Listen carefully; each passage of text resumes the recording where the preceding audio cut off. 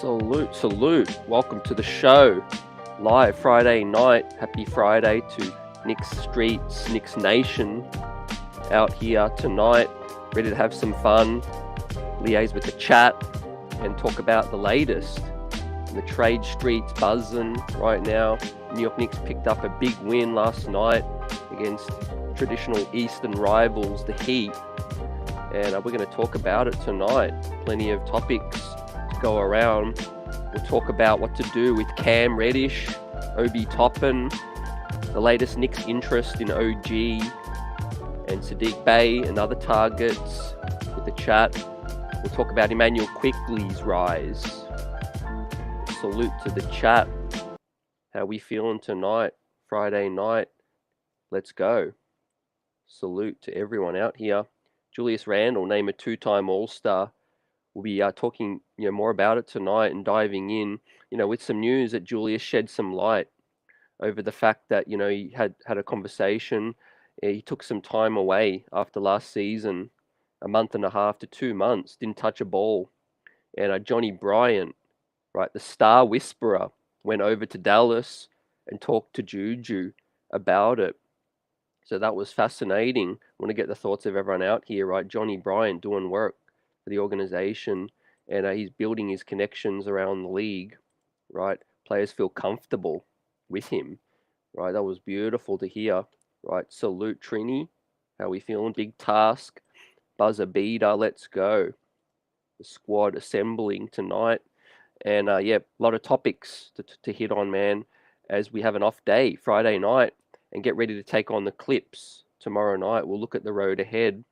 We'll chop up, some of the reasons why the Knicks, have poor execution late in games. We saw it again last night, right? And we want to get better at that, right? Who's the biggest to blame? We'll talk about it.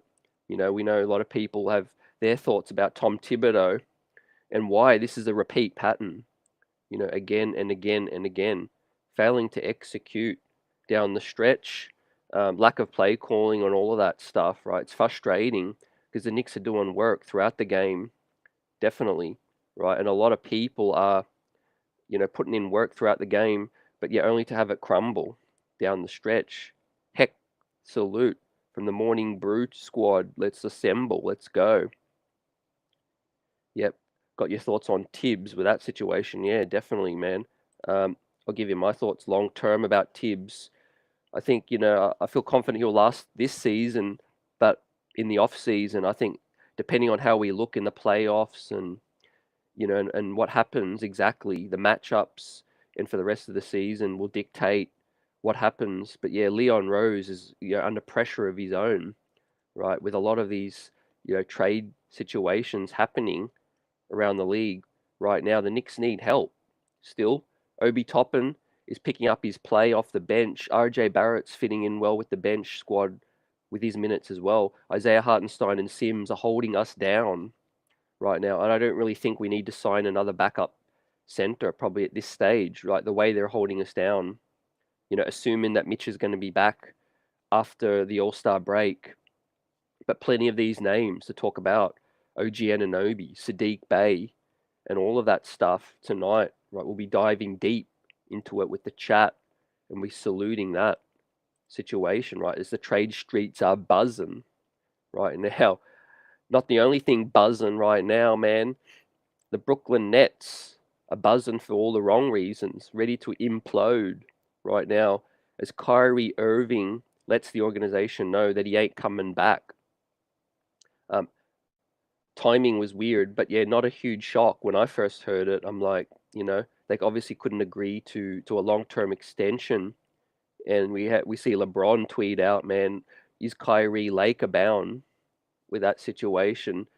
Kyrie wants guaranteed money, which is fair enough. He's balling out still, but the baggage and the other issues that do come along with that, I think there's going to be only just a big handful of franchises, put their hat in the ring.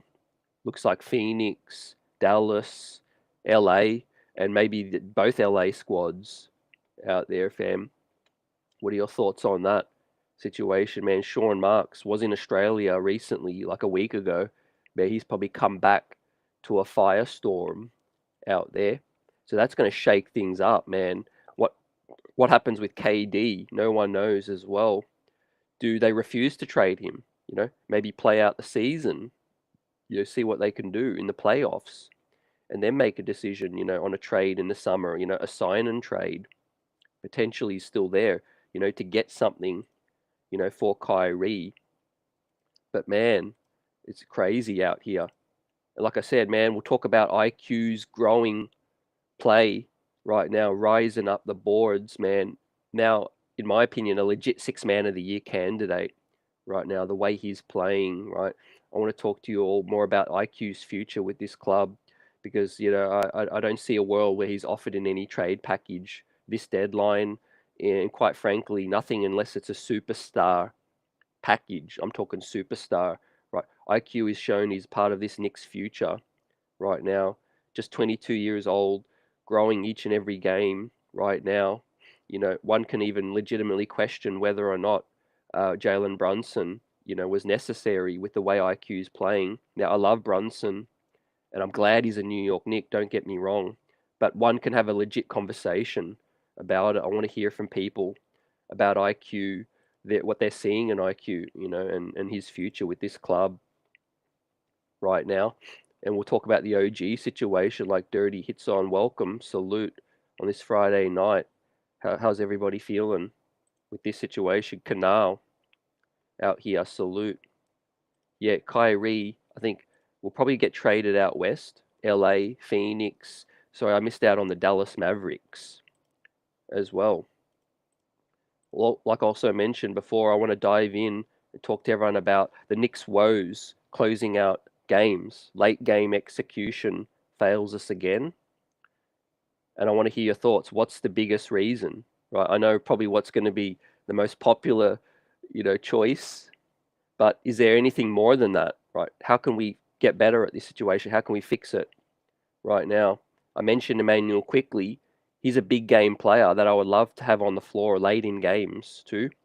Now, RJ Barrett bounced back in a huge way last night, which I was so pleased about.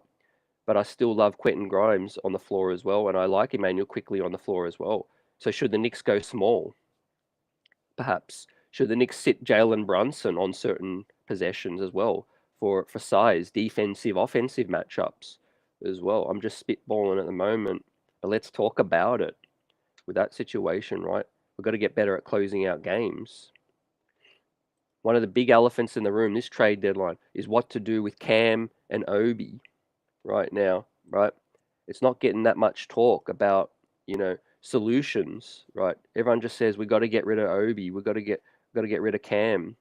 Let's talk about it more in depth because with Obi's play, 10 minutes, you can't really do anything about that right now. You can't improve his trade stock with that.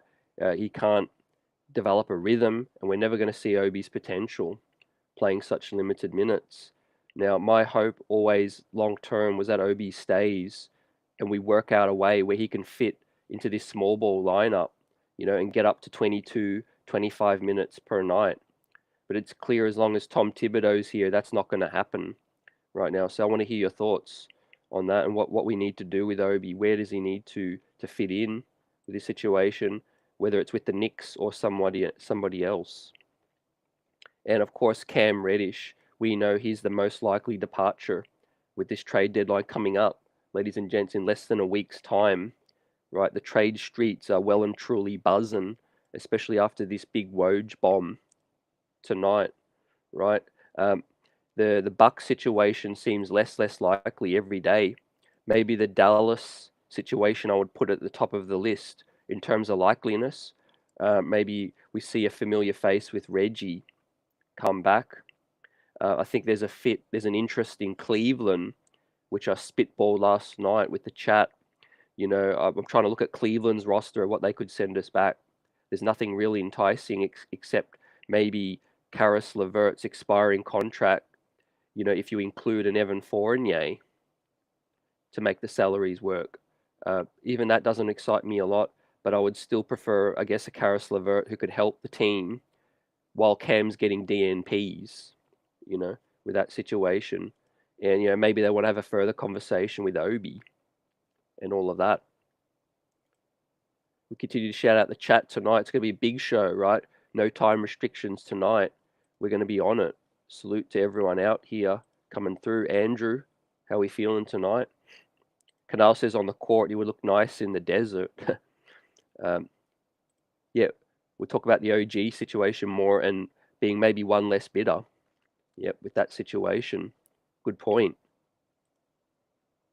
In terms of execution, the biggest issue is ISO ball. It's not working right now against set defenses in crunch time. Yep. Yeah, I agree, fam. And I'm at that legit point now where I would rather the New York Knicks not call a timeout. You know, I would rather the New York Knicks just keep a live play. Fam, with that said, every time we call a timeout, we get an inbound play situation. It doesn't work out well. Ends up in a turnover or a sloppy pass, and we don't get a great shot out of it. You know, we all know the strength of the New York Knicks' best players. That's getting downhill, right? When Emmanuel Quickley is getting downhill, when RJ is getting downhill, Brunson, Randle, even Grimes, when everybody's getting downhill, I favor the Knicks situation in that situation. But when we're inbounding the ball, man, it's a nightmare. It's a train wreck and all of that stuff, man. Show and salute. How's your day? How you feeling? There is no situation where Thibs plays an all-star less than 35. Obi is cooked in New York. Yep, that's the first big statement from the chat tonight. Yep, I kind of see the writings on the wall. Of course, it's never over till it's over. I would never be shocked if the Knicks make some sort of change. But you're right, you know, especially with the center position, you know, the way Mitch has been signed long term and the success that he's having right now, it's sort of that reduces minutes at the center spot as well for Randle to play there. And we know how much Thibs loves rim protection, you know, and all of that. Also on the Caris LeVert, Cleveland interest in Cam. Sherwin asks, why would Cleveland even give up LeVert? Great question, fam. He's an expiring contract, unrestricted free agent. Maybe he's going to want a bigger role, more money that Cleveland are unwilling to commit to as well. So that's the biggest issue. With that said, Jimmy, salute. Yeah, Quickley's not on Brunson's level. Yeah, I respect that take. I agree. But in terms of what you're trying to foreshadow IQ to be, I'm happy with where he is at a 22-year-old player, you know, so far in this league. And I do feel like he's a guy who is only going to get better and better with what he's shown, you know, so far.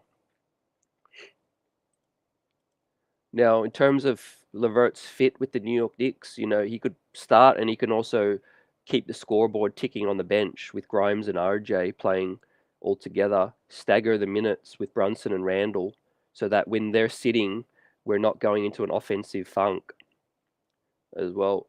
And also the fact that Cleveland have interest in Cam, and if they're going to lose LeVert for nothing, I think Caris LeVert would be one of the best players we could get back in a Cam trade, right? You're talking about Grace and Allen's names and all of that bantied about. I would definitely prefer a Caris LeVert over a Grace and Allen. Another guy who could put the ball on the floor. Also, yeah, Bones Hyland is a name. Another report today actually was more concrete, with saying an executive saying that they feel like Bones Hyland's definitely out of there. So with that said, Dirty says I would propose with an I Heart Bones trade for Obi, and offer Obi for Bey, Cam for the best yet second you can get. Yeah, look, with the Cam situation, I wouldn't be surprised if we end up just getting a second or 2 seconds back and salary. Hopefully, I hope we could get more than that. Detroit, yeah, if we can lure a Saddiq Bey, I think definitely Obi's name would get brought up in that conversation. That they suit his style of play, man, getting up and down with Cade and Ivy, with Obi. That would actually be a great fit for Obi out there. And yeah, get me Bones Hyland, man. They need a backup center. Ihart's improved his play lately, definitely hustling and being more efficient and better defensively as well. Like, I really think that Ihart's trade value has gone up Sherwood, if you could get Kyrie for Brunson, you'd do it in a second. With that said, look, talent-wise, yeah, I can't question that. But there's more to it than that, Sherwin, I think. More to it than that. Brunson's that team New York guy now. He's the leader, but I hear you for that, for talent. Where would Bones get minutes? I think off the bench, most likely. But his length, his size, yeah, and extra scoring off the bench, fam, would be off the chain. Yeah, remember, we're trying to bolster this bench. I don't know if the starting unit is going to get changed around a whole lot, but let's see. There's so many names out here on the block right now. There's so much smoke, right? I think there's going to be a trade go down that's still going to be surprising people, because we hear so many names. We hear Reggie Bullock and the Knicks connection with Dallas. We heard Duarte's name early, but we haven't heard anything since then. We heard Caruso's name early. We haven't heard anything since then. And it looks like the Grayson Allen talk is now dying down as well. I think as the Knicks try to get more versatile, OG Anunoby is the top target, Saddiq Bey, they address the biggest need, that scoring, size, toughness at that spot. I think the New York Knicks can be dangerous with more size, no doubt about it. Last night, the New York Knicks won points in the paint. We killed the Heat in getting to the rim in the paint, living there, and with extra size as well defensively, it's going to help us a heap right now, relieve the pressure off RJ and relieve the pressure off Quentin Grimes as well. They're undersized in most 3 matchups. So Saddiq Bey and OG Anunoby, I think, is the pathway to go with this situation with Leon. It's just a matter of how many protected picks / maybe unprotected that Toronto would accept. Saddiq Bey is definitely a lot cheaper. With that said, I don't think we really need a center at this point unless we sell Hartenstein. Sherwin's high on Bones. Yep. M. Grady's in the house. Yep. IQ's actually 23. Okay, appreciate that. Yep, 23 years old. They're still young. Still young. What he's showing is amazing right now. IQ got big supporters, and he also got some detractors up in here. But yeah, he's putting in work this season. I'm proud of the young kid for what he's doing. He's learning on the fly as well, filling in for Brunson. And I think he's a legit 6-man candidate so far right now with his numbers recently. You look at it right now. What do you guys think it says about the organization's direction? The fact is, reports say that the New York Knicks are now offering at least 3 picks. Is it a matter of just the fact that they're protected, that the New York Knicks don't value them as much? But still, picks are picks. 3 protected picks so far on the table right now. Is that just negotiating and posturing? Let's see what happens. But like Dirty hit on, there's one less potential name on the market for that. Dudes are saving their picks to see what happens with KD, Kyrie, right, and all of that situation right now. I do love OG's defensive prowess, size, toughness, right? He's going to make this team a really, really tough out right now. I could still see the Knicks winning a first-round series with a talent like OG, but of course, everything has to go right, from Randle, Brunson's execution down the stretch, right? We need to get better at that. We'll talk about it.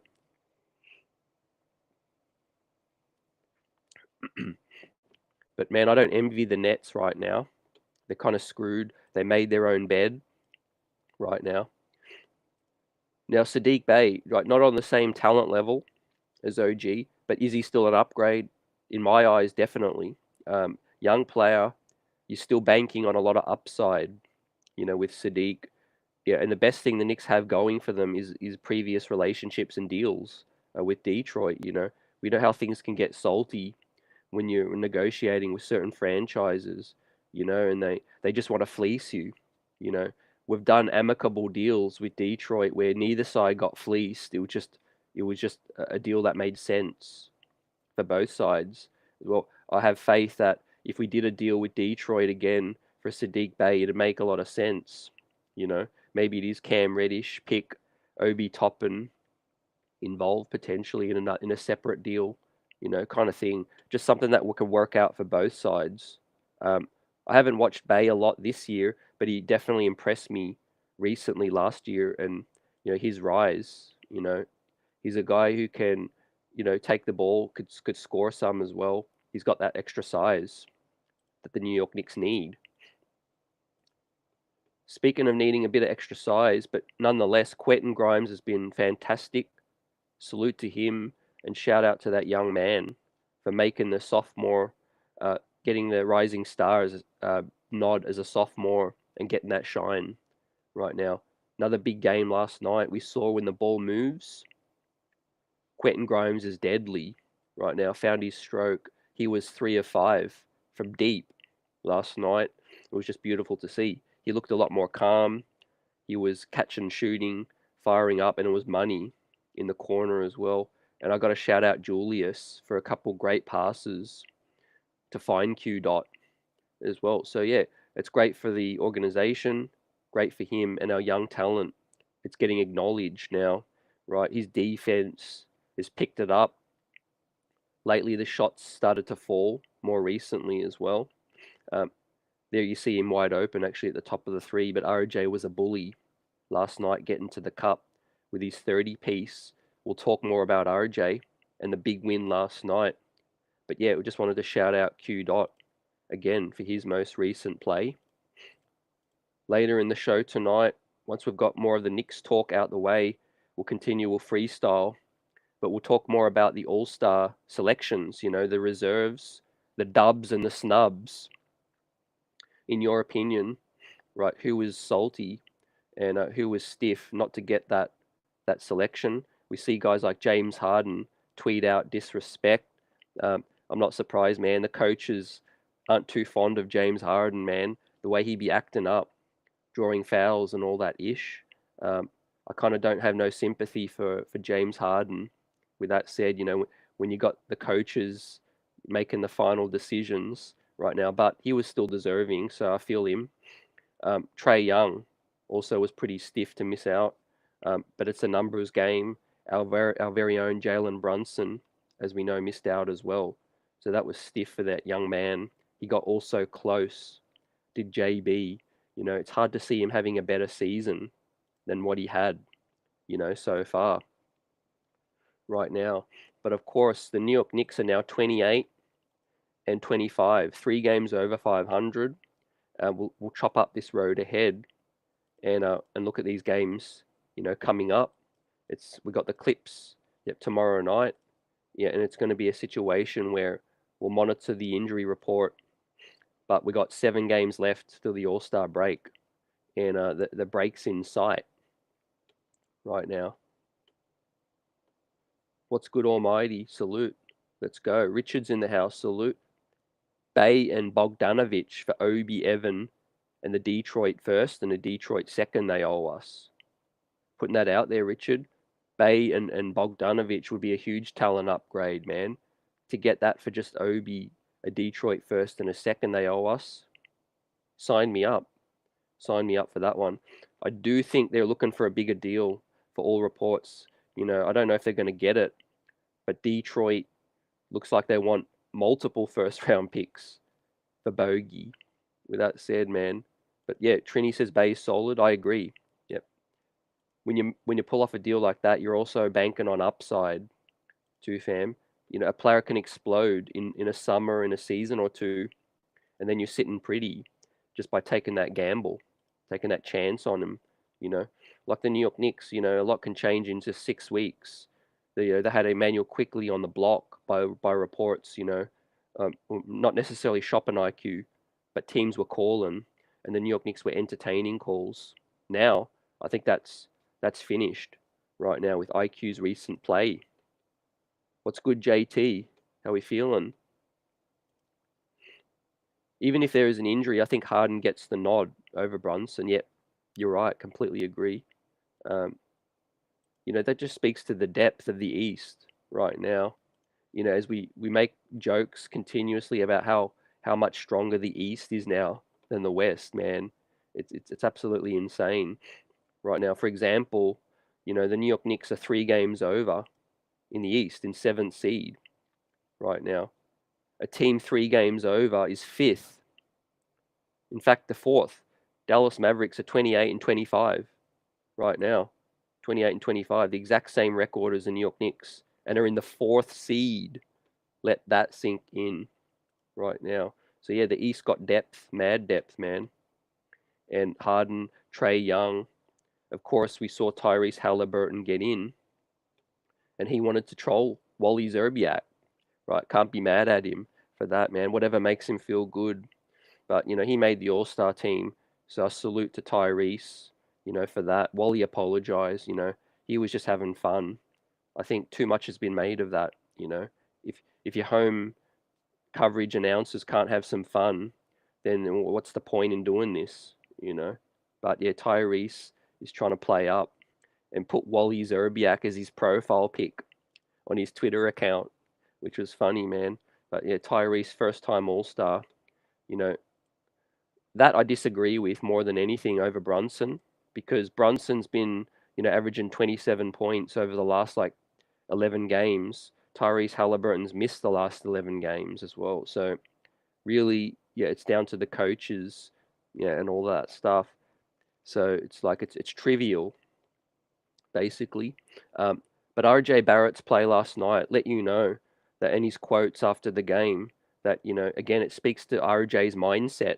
You know, got benched against LA, was frustrated, no doubt. But the beautiful thing was to see RJ Barrett, bounce back in a big way, you know, exposing the mismatch, when he's playing calm. See, look at that move there. He puts Tyler Hero in the blender, ladies and gentlemen. Look at this. Right, beautiful move. Had no answer for that, man. He punked him. I love the defense on Jimmy Butler last night, too. I think we took him out of the game. Um, and no doubt we wanted to stop the skid, the tough losses against Brooklyn and LA. Last night, the New York Knicks were about it.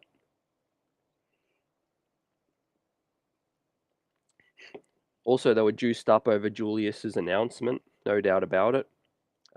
We heard Barrett's quotes on that situation as well. But I wanted to dive into this a little bit more because we heard, from the man himself.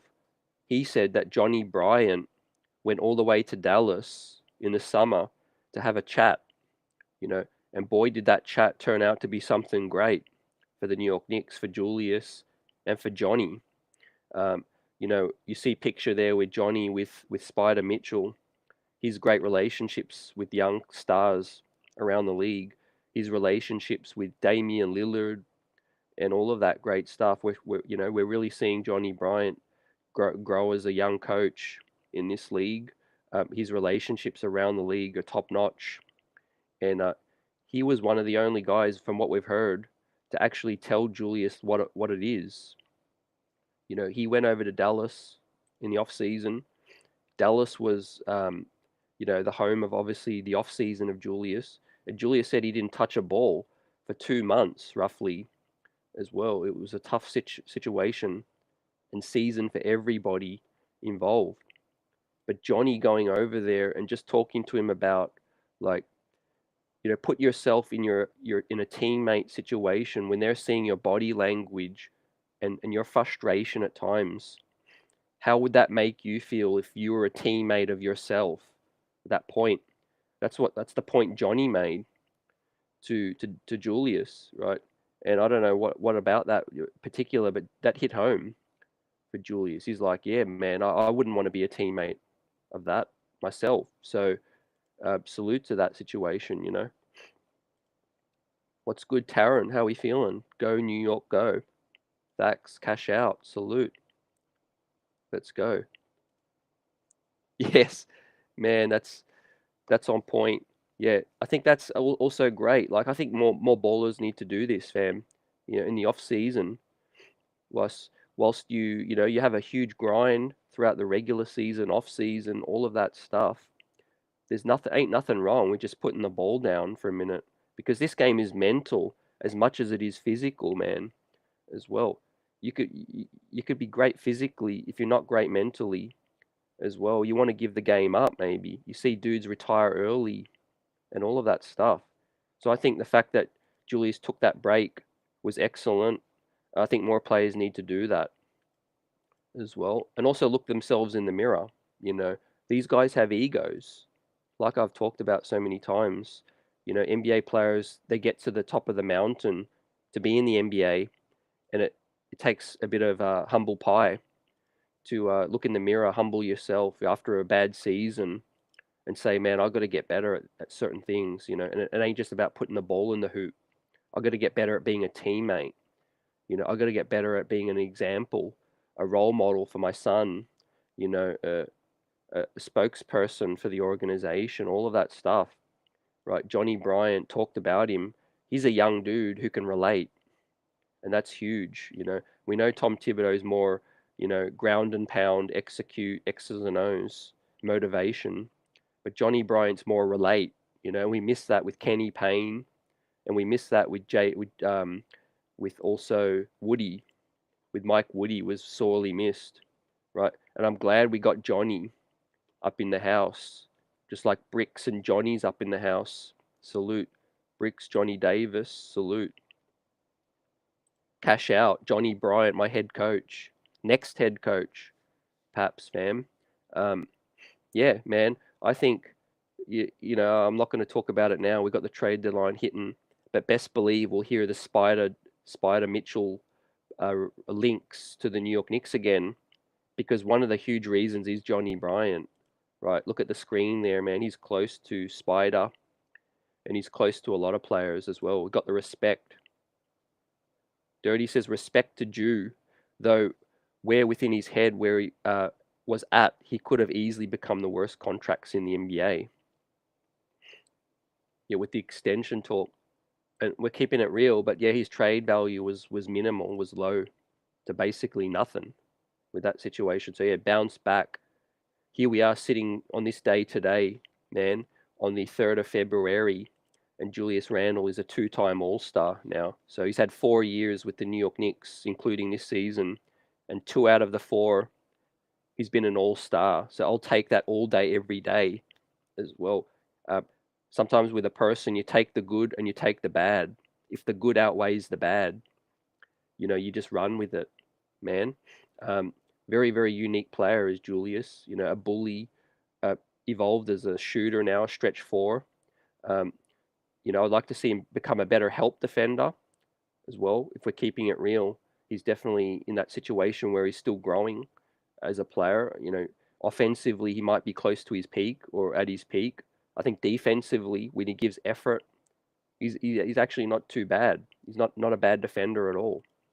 When Julius is locked in, we've seen games like against Denver out there, man. He was straight hustling. With that said, yeah, Thibs won't go that far to say much last season, but Johnny went out there, and I think it was a great time to Trini. You know, when there's no games going on, it's the off season. Everyone's just more chill. Everyone's more relaxed. I think that's the best time to reflect. You know, there ain't no reflection during the grind of 82 right there. You could probably try to tell Julius something in the locker room, you know, in the heat of the moment, and it's not going to sink in until it's the off season, you know. And he looking himself in the mirror, and he said, "Man, I was an all-star the season before, and what am I now? Man, we're missing out on the play-in right now. But here we are, we're back again, ladies and gentlemen, all smiles." As you see Julius smiling there, man, with his son. He also said great quotes about the situation where his son feels the most happiest, you know. His son's an all-star kid with that. So, yeah, salute to him, salute to Grimes. With that said, you know, the other team across the river is imploding right now. Superstars on the exit right now. Continue to give me your thoughts on the BK situation right now. Is Kyrie Laker bound? Do you think KD's out now? I think this spells the end. Whether Kyrie gets traded now, or whether he leaves in the off season, I don't see KD sticking around either. Maybe KD back to the Warriors. Let's see. You know, it's a good thing some of these teams are going to start to hold on to their picks now, and maybe the New York Knicks can get a deal done for OG Anunoby right now. Right, every team want to be a player when the next big star becomes available, and that's one of the reasons Leon's held on to some of his picks too. Dirty says, I think to the Suns for CP3 and picks, most likely. Yeah, that makes a lot of sense too, fam. I think if you're wanting to look at it from Brooklyn's perspective, you still want to compete while you've still got KD. Try to rescue the season still. CP3 comes in, a point guard with championship pedigree out there, and then you get their picks too. You got Nick Claxton, so you don't really ask for Ayton. You have no use for Ayton.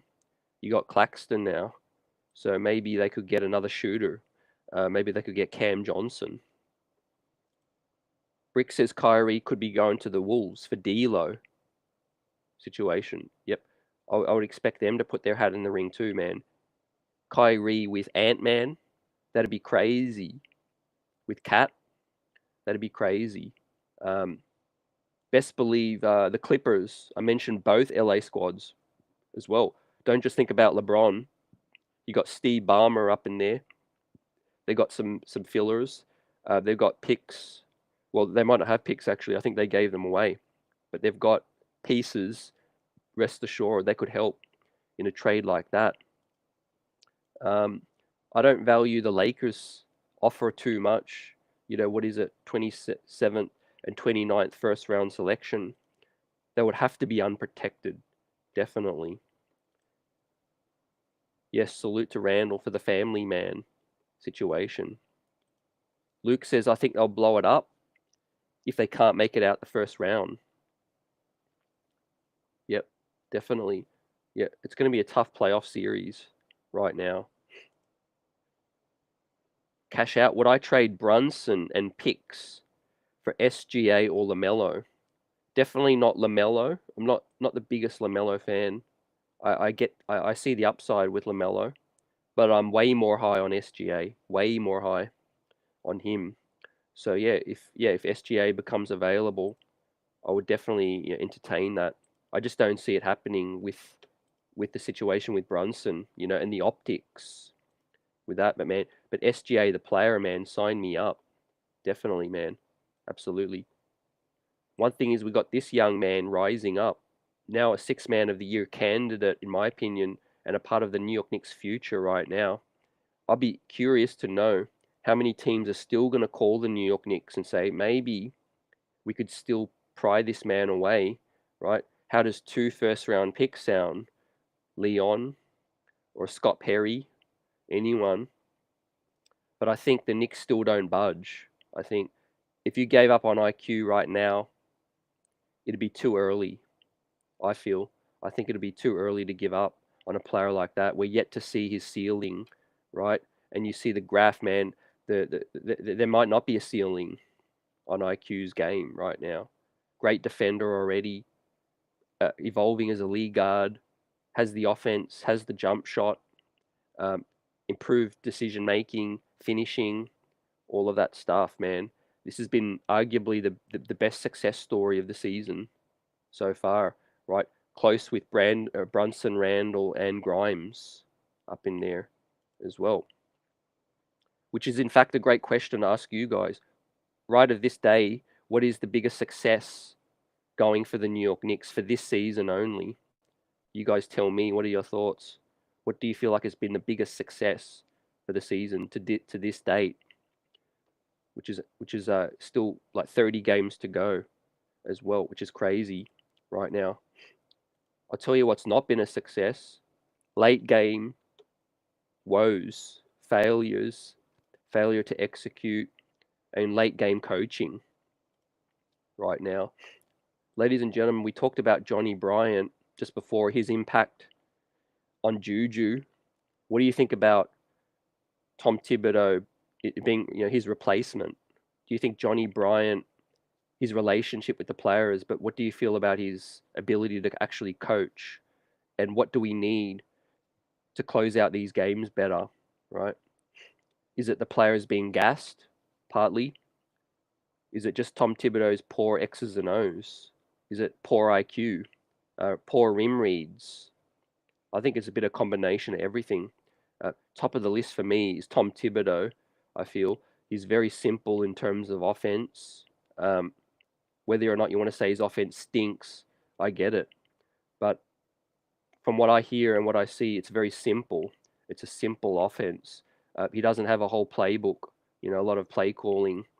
And like I said, if we have the chance to get out in the break and run, I wouldn't call a timeout if I'm Tom Thibodeau now. I continue to run the floor and get downhill like a bully. That's the New York Knicks' strength with Julius Randle, RJ, and IQ, Brunson, and everyone else. Obi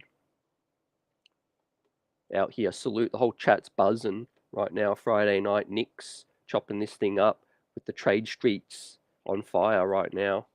Smash that like button, and we're here to talk about it. Yeah, Leon Rose won't just trade his godson right now, but it was a nice fantasy situation to think about SGA, in the future. Maybe not 1 year, 2 years, maybe later in the future. It's still possible. Yeah, Cam, salute. IQ got better, absolutely, and it's nice to see it. Yeah, absolutely, man.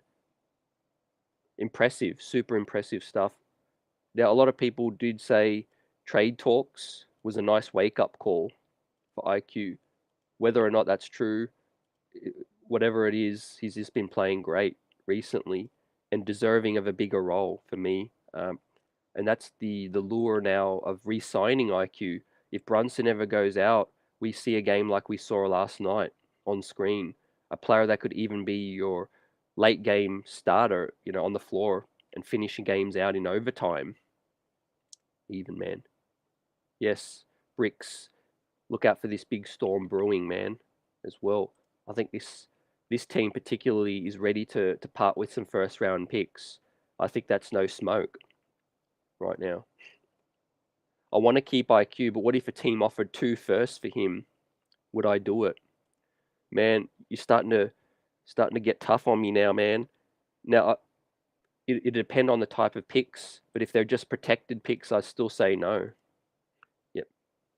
We have a plethora of picks already, and I just want to see IQ and a young Nick player develop with us. It's been too many years we've given up on a dude so soon. So for this moment, cash out, I'd say no. I got to keep IQ right now.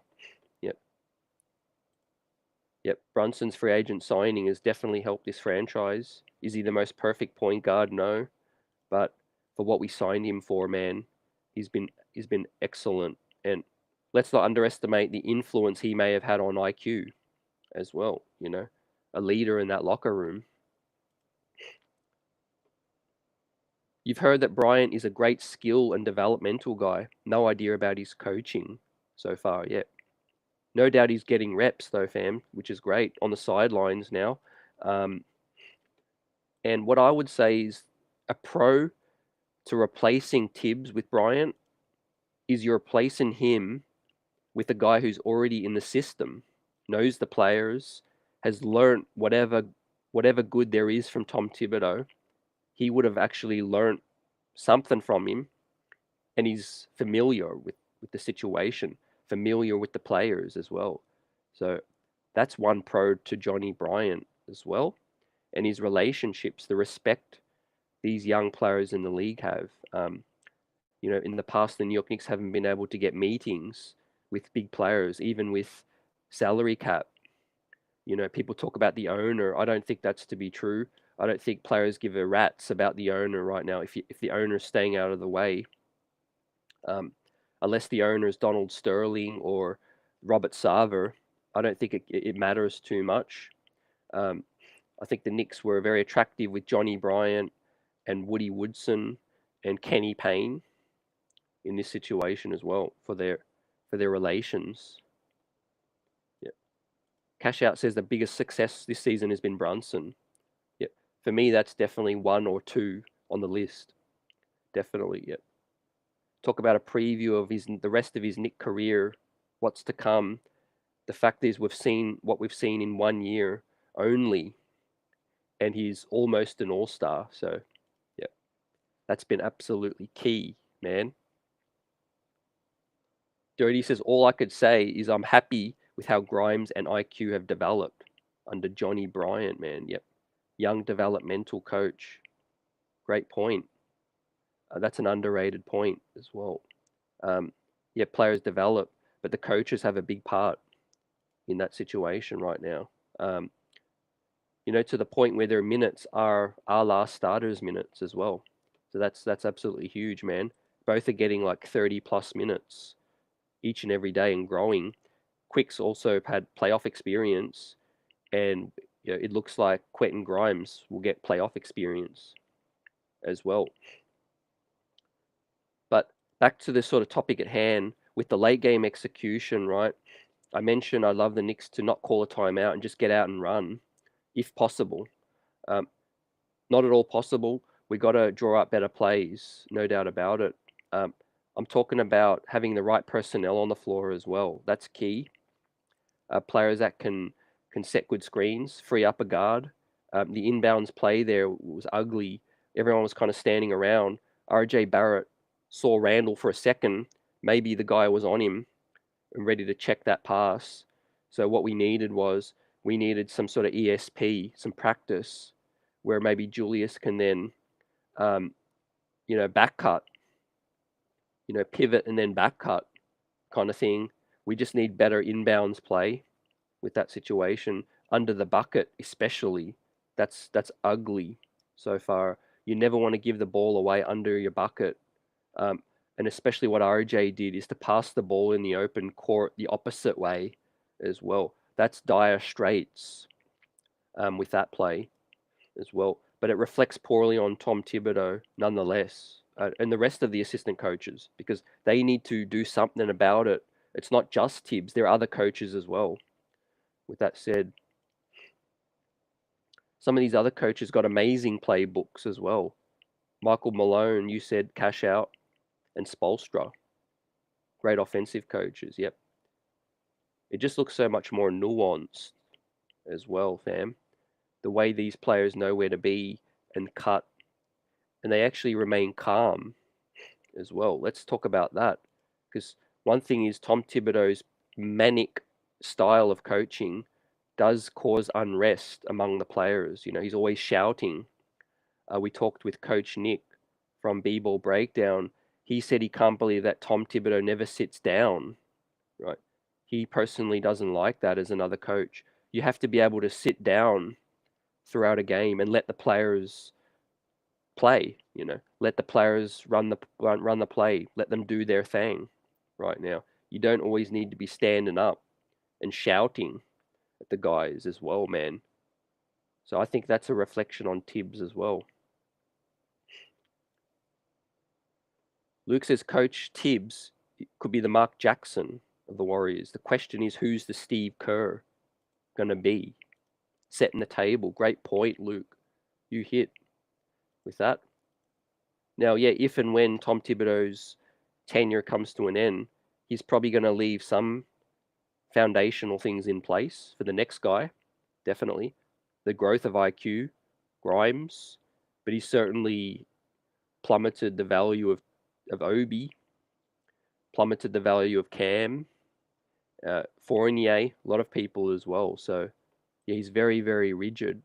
If he doesn't like your style, he doesn't like what you did or said, you could be out of the rotation in a heartbeat as well.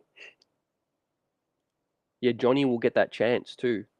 I feel like it's a matter of time, not if but when, fam. I'm just glad he's in our system right now. And also we got to point out that Johnny is the only non-Tom Thibodeau connected dude out here as well. So what does that say? I think it was Worldwide West, Unc West, that got Johnny up in here as well. So he knows Worldwide West is another star whisperer around the league. So yeah, for the Knicks betterment, he knew what it was good for to get Johnny up in here. Was Unc Wes with that situation, whether it was to a ploy to get Spider or somebody. But yeah, he knows young stars respect that. What's good, Stanley? In the beginning of the year, we were running a lot more and pushing the pace, but our transition D was poor. Yep. Yeah, we were starting to run early in the season, but it slowed down. Definitely. Yep. I appreciate you, Bricks. Man, there's been a lot of aggro recently. What did you guys think of Dillon Brooks' cheap shot right in the family jewels of one Spider Mitchell, man? That was as dirty as it comes right now. With that said, man, that was crazy. Rolling over and giving him a shot in the jewels, man. But yeah, we will keep an eye out. Thanks for the note. We'll keep an eye out on tonight's action around the league because everything's so bunched up. You know, people call the Knicks mid, like 20 teams in the NBA are mid right now. We saw the Pacers pick up a huge win, 107 to 104 against the Kings. The Pistons beat the Hornets. The Wizards went down to the Blazers. Magic's up 10 on the T-Wolves. And we have the Hawks up on the Jazz by 14. So that's huge. The Celtics went down, so they continue to struggle. And the Raptors picked up, or might pick up a big win, up 10 against the Rockets. Also, what's really noteworthy is the Wizards, fam. The New York Knicks may end up with 3 first-round picks this draft. Right now, the Washington Wizards have found their way up to 9th right now. If they finish 8th in the playoffs, the New York Knicks will get a 3rd first-round pick in this draft. So don't rule that out. Well, I know the chat's been on that a lot lately as well. So that could make trade negotiations for this young man a lot easier, right? In a crazy current draft, knowing that the Knicks want to keep as many future picks as possible for a blockbuster superstar deal. If we have ours, Dallas, and Washington's this year, we could keep ours or keep Dallas's, trade ours and Washington's, which is going to make things really enticing for Toronto in their rebuild as well. What do you guys think about that? Right, the willingness to part with maybe 2 first-round picks in this draft might get it done for this young man because you want to keep as many future flexibility with the picks as possible and being able to trade them for the next stud as well. As long as Leon Rose runs the front office, Thibs will be the coach until he wants to retire, man. Wouldn't put it past that, man, at all. The loyalty's there. Let's see. The other thing is we got dudes in the front office like Wes talking to Dolan, and we got some other guys as well that may not be in favor of Thibs as well long term. So is Leon going to be able to cut bait? Remains to be one of the biggest questions. With that said, fam, looks like Mo Bamba was in the thick of it. Man, yep. We're getting back to the 90s now with some of this aggro up in here, man. The issue is we got like 55 cameras in the arena. Back then we'd have like 2 cameras. You could punch someone and get away with it. But yeah, we're chopping up that situation with Johnny Bryant as well. I'm just glad he's with the organization. And who knows if he's going to be the next dude in line. We know Dolan loves that big name. But with Johnny, learning on the fly, learning on the job still, it's still positive, He's picking up coaching traits and he's building relationships with everybody, which is key. Speaking of relationships, we got the New York Knicks and Detroit have done like 2 to 3 deals in the last 3 seasons. So there's some relationships there that will help facilitate a trade. Is there a logjam for Saddiq Bey? Detroit are a young team just like the Thunder, who continue to accumulate young talent, and they may need to clear up some spots. Is Saddiq Bey a dude who could be a victim of a crunch, a roster crunch, which would be interesting. Maybe they want a guy like Obi. His play style might suit Jaden Ivey's play style, and also Cade Cunningham when he's back. Obi getting up and down with Detroit could be good. Maybe with Charlotte and Indiana are also really good fits as well. But just Saddiq Bey himself, I think he's got to be probably in the Knicks' top 3 targets this trade deadline if he gets moved. Let's see. I like Saddiq Bey's offensive game. Defensively, I'm not sure how decent he is. I know he does bring an extra size at the 3 that the New York Knicks need. More versatility. We could go more small ball as well.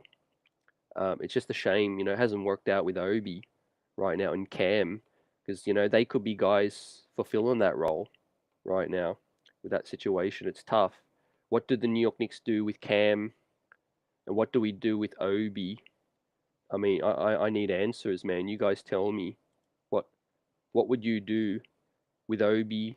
And what are you trying to get for Cam now that this situation's getting tougher and tougher by the day? Now, Obi is a situation where we still have him for another year. So I'll be happy to keep him still. Maybe try to play him more, see if an injury happens. Maybe his stock goes up with his 3-point shooting as well. Basically, I'm not in a rush to trade Obi at all, but we do need to start seriously thinking about what kind of offers are out there if Leon hasn't already. Cam is clutch. Great point. Not sure if they've found or they're fond of the OG, another clutch client coming to the Knicks. That's interesting, man. I hadn't noticed that. I appreciate you, Luke, for that jewel. If OG is clutch, that'd be interesting. That would signal, that the New York Knicks are not just connected to CAA. With that said, but I don't think the New York Knicks are leading the race for OG either. I think there's a lot of solid offers out there for OG in terms of picks, all of that stuff available, veterans that other teams could put together.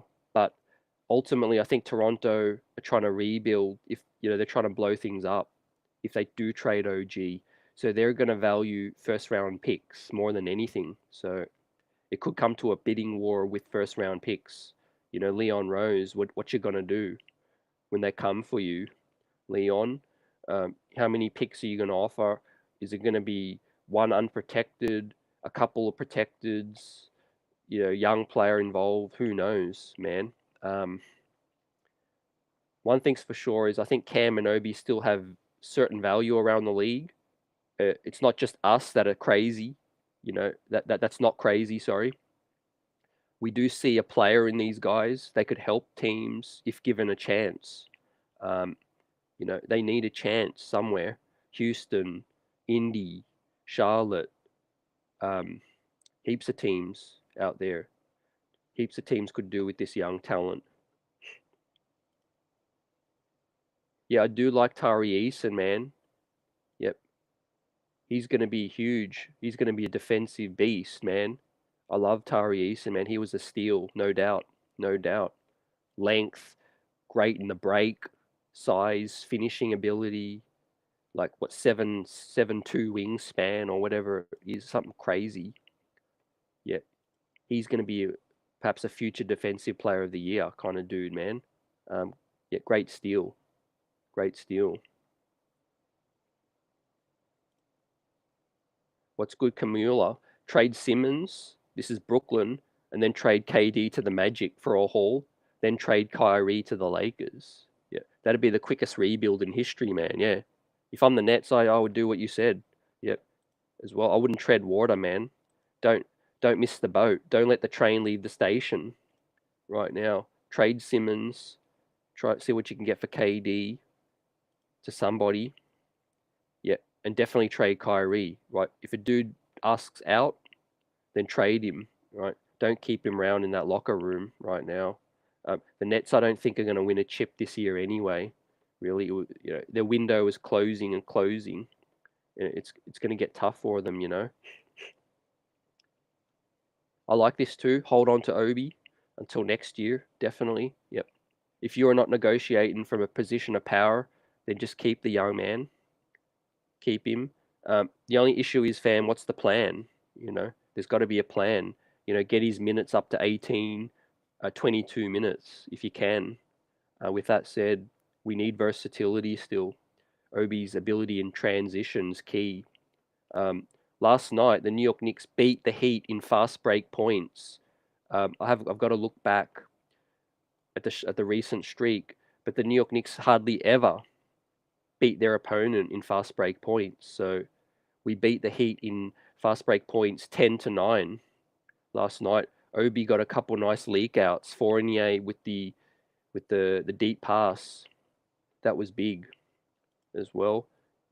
For a team that really needs fast break buckets, Obi's big off the bench as well. Yep. What's good, Vaughn? A lot of Obi fans. Keep Obi. Yes. Let's see. Let's see what other offers are available. But yeah, we just got to play Obi. We got to play him more. The 3-point ball's been more consistent recently, which is great. New York kid. Also, this is going to tell us a lot about what Leon Rose is made of. Let's not forget, I mentioned he's a New York native, a close connection to Leon Rose that'll forever be tied to Leon Rose being his first draft pick. So is he going to admit that it was, if he trades him, that's an admit that, it's a sunken cost in a way because, he drafted the young man to be a big time player for the New York Knicks, and that's not happened yet. How about this? What if we keep Obi and you leave the door open if Tom Thibodeau was to get fired in the summer and you still have Obi on your roster as well? Who knows what the next coach may want to do? Maybe he's more willing to keep Obi, play him with Randle, play Obi at the 3, right? Like you guys said, if you keep Obi, you leave the door open in case Tom Thibodeau were to be let go as well. So that's something to think about. What's good, Mike and Killer? Salute. Durant don't know what parts in Orlando right now. Yeah, I think they're a few years still away, but it'd be a nice situation to see. Matisse Thybulle is a dude that's not getting minutes. Luke, I agree. Challenged offensively, that's the issue with him. But he's got that extra size we need. He can finish in the break as well. Yep. Yeah, Stanley, seems like the Suns want everybody right now. What are they willing to pony up? It remains to be seen. But I could seriously see a shake-up with CP3 out of there, man. I think that could be a serious shake-up. With that said, with the Cam situation, now, this is what I think is going to be more likely. I think it's going to be Cam as part of something bigger. Because from all talks, Cam by himself, that's not bringing anything back of any note. So maybe Cam and Fournier, Cam and Deuce McBride, Cam and Derrick Rose, etc., picks, etc., perhaps. With that said, I think watch out for a sneaky location could be Houston. Eric Gordon. We know Eric Gordon, CAA, comes off the bench, a veteran. Tom Thibodeau loves veterans. Close to Derrick Rose, a guy with extra size, can defend at 6'6", can defend some. I think he's tanked his value in Houston, so maybe he's still got some game left. Maybe Houston just want to get him out of their locker room. They're losing still anyway. If you watch his press conferences, he wants out of there. Cam Reddish, another young flyer that they can give 25 minutes to every single night with no consequence. So that's a good upside play for Houston. I think that might make sense. Maybe Houston. Also maybe Dallas. There's a lot of smoke. There's probably fire in Dallas with the amount of smoke coming out of there. Reggie Bullock, Dorian Finney-Smith. Dallas definitely want to make some moves, man. In fact, they're going to be in the Kyrie Irving, sweepstakes as well. And they would probably love their pick back. Boy, would they love their pick back. Yes, Vaughn's on point. No player on the roster is perfect right now. Randle took almost 7 seasons to mature. Yep, that's right, man. You got to be mindful not to give up on a player too soon as well. But still entering their prime, mental prime. It was a terrible pick with a coach like Thibs. You can't stand guys who don't protect the rim or rebound or defend as well. Yep. Yeah, that was key too. I highlighted my thoughts on why the Knicks selected Obi as well. I think they just felt that for the talent at 8, they couldn't pass that up. But they weren't thinking about fit. They was just thinking about need, fam, which was tough at that point, man. That was tough. Appreciate you all, man. The best chat in the biz, no doubt about it. The best fan base in the streets right now. The trade deadline's buzzing. Smashing that like button because, man, there's so much stuff to talk about right now. But the New York Knicks season's been a success for me so far in terms of not this season and winning anything, but moving on to the next chapter. We know how many different eras and chapters in an organization. Maybe Tom Thibodeau is just in here for a minute, setting the table for the next guy, to come in with picks, with assets, ready to make a big splash, man. We're prime right now. One thing I'm giving credit to this front office right now is that they do show resistance. Formerly, guys like Zach LaVine, any dude like that became available, man, we'd be the first team at the front door with a boatload of picks. So we have shown some hesitation to trade the farm for marginal / talent that may not make it make sense. So I think that's something I want to continue to see. Be smart with these transactions. Yes, great point. The Phoenix Suns and the new owners always want to make a splash. Yep. Especially, man, if I just spent $4 billion on something, I'll be looking for a return on my investment. No doubt about it, man. Talking about a deep playoff run and talking about CP3 does look like he's lost a step right now. I think Phoenix need to get young and they need to get up and down with Devin Booker as well. CP3 is not getting up and down. Stanley puts out there Cam and Rose, perhaps for Bullock and Frankie Ntilikina. With that said, that's something I wouldn't be surprised. Yeah, Cam and Rose to a deep playoff team in the West, and we get back Tibbs's favorite son, and Leon's maybe favorite son. I agree. Dallas has no shot at Kyrie unless they're willing to put. I mean, the Nets don't want Dinwiddie back, even for a playoff run. They don't really need Christian Wood. They got Claxton. I do like Josh Green as well. He's someone I like. I like Dorian Finney-Smith as well. Another guy with size that can defend, length, all of that stuff. I did mention Cleveland. Can you guys see anything on Cleveland of any interest right now? I mentioned Caris LeVert because he's an unrestricted free agent. And maybe the Cleveland Cavaliers have no future for him. Maybe he could help the Knicks off the bench. But I don't really want Ricky Rubio. I don't want Jetty Osman. I don't have any use for Isaac Okoro. He can't shoot. Dean Wade. I don't know. Right. So I saw that report. It was interesting. They're interested in Cam. But let's see. A lot of people are interested in Cam if the price is right now. Yeah, Dean Wade can shoot. Definitely. We need shooting. He could be that Grayson Allen light that we need. Oh man, killer. Man, I respect CP3, but the time's coming close right now. Especially with the minutes. Talking about the usage, CP3.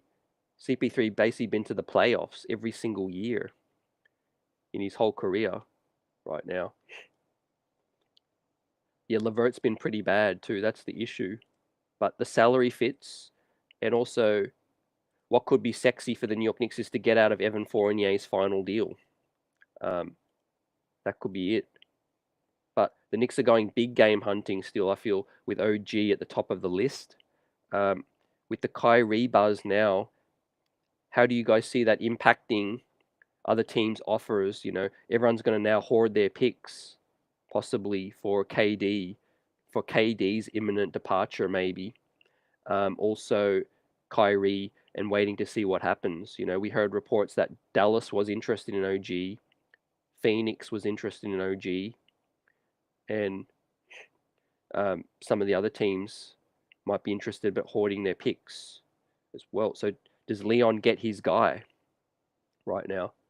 One thing you can be critical of Leon Rose is, outside of the Brunson movies, he's failed to get his other targets right now as well, or failed to execute a larger trade, so to speak. The Brunson one was basically a no-brainer because, you know, of the connections, you know, and dealing with Masai Ujiri, we know it's going to be no joke right now. He's going to continue to bring this thing all the way to the end, man. Whichever team gets Kyrie gets Stephen A right now as well. Yeah, man, this whole league's ready for a shake-up right now. I can't wait.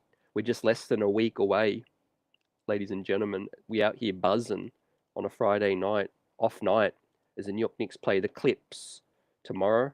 We got 7 games left till the trade buzz hits as well, like a storm right now. And after last night's big performance, we gave out grades last night in the rapid fire post game last night. We'll recap it again later shortly. But what do you guys see from this upcoming stretch right now? I really feel like we could split the next 2 and then the 2 after that, and then we could, best case scenario, win 2 out of the final 3, which would have us 4 games over 500 in a really great position heading into the All-Star break. Now, if we lost a couple tough ones, we could get to the break at 500. It is what it is. That's, in terms of play and record, that's still a success for me.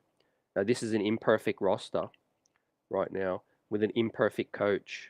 We're just trying to do the best we can right now. And one thing that's going to kill us in the playoffs if we don't get better at is this late game execution, man. Right now, we need better late game execution all the way, every day. Who would you guys like to see on the floor to close games out? I want you guys to put in the chat now your closing 5-man lineup. Maybe a couple if you like, depending on matchups. But we all know the coach is one main issue, perhaps the biggest issue with late game poor execution. I think the players do need to take some blame as well. I really do. I think we saw last night RJ's mistakes, turnovers. We also seen Julius Randle, you know, isn't the best closer, making rim reads. We saw that against LA with LeBron and getting double teamed. So, you know, I'm not just blaming Thibs. He's still at the top of the list for me, no doubt about it. But I put a lot of blame on the Knicks leaders as well. Jalen Brunson, I'll get on him, in fact, right? Too isolation heavy. Last night, we saw the ball flow. It's funny what happens when you miss one of your most ball dominant players, and then you get a look at what the rest of the squad looks like. I think that was really key. Guys like Quentin Grimes and RJ getting higher usage. That was key. What's good, J Dragon? Salute. How we feeling? This could be a huge issue too, which is Kyrie's demand. Of course, the Brooklyn Nets are going to hold on now to the very end until they get the best offer, which will hold things up. Potentially, yep. Let's wait for the penny to drop situation. But I do still see Messiah and Raptors blowing it up. So I do think OG Anunoby still trades teams, as the Raptors are now 23 and 30. Fam, 7 games below still. 500 in 12th right now. So I really feel like he's got to find the best available offer. I think Fred VanVleet, Gary Trent, and OG Anunoby. I think 1 to 2 out of those 3 guys needs to get out of there. I think you keep Pascal and you keep Scotty Barnes, of course. And you need a changing of the new guard. And you get out of Fred VanVleet, OG, and Gary Trent. I think that makes the most sense. Yeah, like Stanley hits on, every team's waiting for Toronto to blow that up. The issue is we're dealing with another Danny Ainge with Masai Ujiri. Man, he's a snake. Yep. Yeah, no doubt. We'll be fortunate to get to the All-Star break at 500, considering how many games we've thrown away with Mitchell's injury as well. And also, let's not forget RJ Barrett missed like 2 weeks. Let's not forget Obi Toppin missed about 3 weeks as well. So we've dealt with quite a few injuries. If we're keeping it real now, we reflect on the last like 50 games. Obviously, the Mitchell injury has been the biggest, but we've actually won some key games with Mitchell out. So we've really missed him in the losses, but we've managed to still, probably be 500. I got to look at our record with Mitch out, but it ain't too bad. So, we're managing to get by. No doubt, I want to give a huge shout out to Isaiah Hartenstein and Jericho Sims of late, because without them filling in the way they have been, we'd be suffering right now. They've held us down, rebounding, points in the paint, and all of that stuff as well. So definitely they're filling in for Mitch. And with this 7-game stretch on screen, as we get to the All-Star break, we have like another 8-9 days off. So that's going to be big for Mitch to get healthy as well. So that's going to be another situation where Mitch can take more time, which is going to be key. So you guys let me know the record that you see on screen, and what we could be heading into this All-Star break right now. But yeah, late game execution, right? It's all about ball movement and making the right reads. It's really child's play, to be honest. I think Randle makes the right read against LA. We swing it to Brunson and we might win that game. Last night, we execute better. We probably win the game by like 8 points, hit our free throws, and we're sweet as well. So a lot of this late game poor execution is just fundamentals. But a lot of it, no doubt, is Thibs, lack of plays and the players, not making the right reads as well. Speaking of reads, like that is perfect. You just saw that play, my favorite play from last night. Look at this. RJ Barrett controls it. Grimes improving his play of late.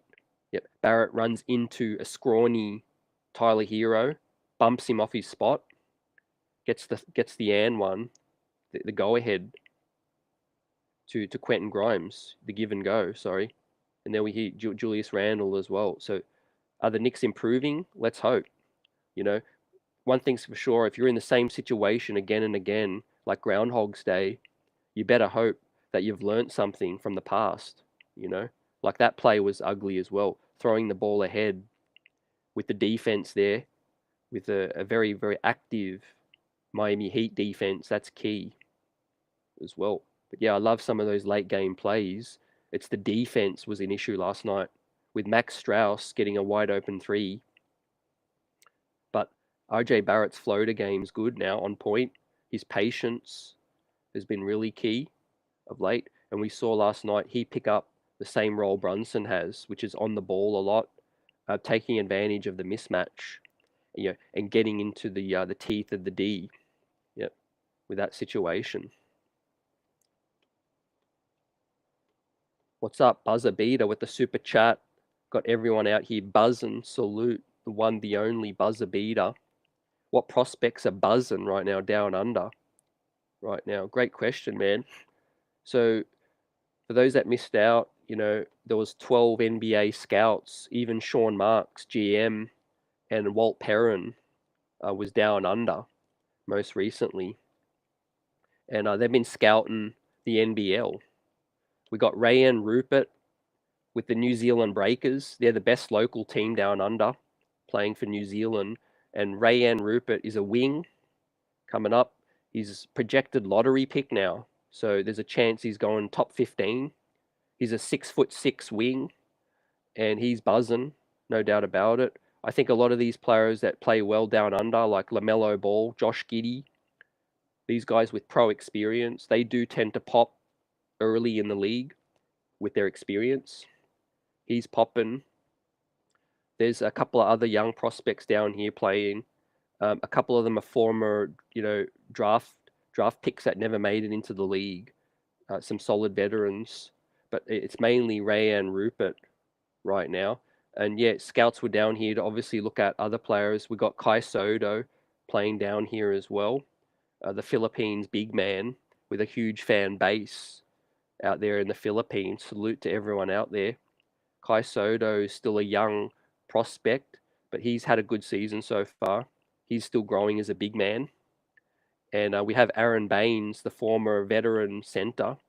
He's 35 years of age. He's playing down here as well. So, yeah, these scouts were getting down here, getting busy, including the New York Knicks' own Walt Perrin was down here as well. So the Knicks mean business. And I do feel like we're going to hold on to one of our draft picks. I really do feel like we're going to hold on to at least one draft pick in this draft, because we know young talent on cost-friendly contracts is key. But let's keep it real.